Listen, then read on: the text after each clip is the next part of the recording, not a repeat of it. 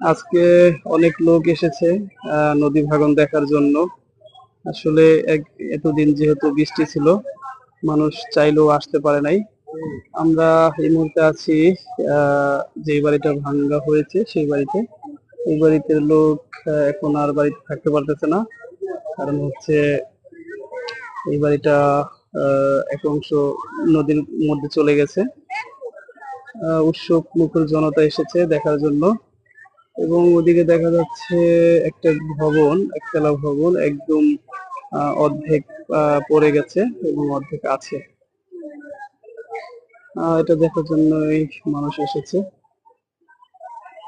কিভাবে এই বৃষ্টির মধ্যে আমাদের এই এলাকার আহ প্রায় বহুদিন যাবতই ভাঙার সমস্যাটা আছে। এবার হঠাৎ করেই কোন রকম আগাম বার্তা ছাড়াই বলা চলে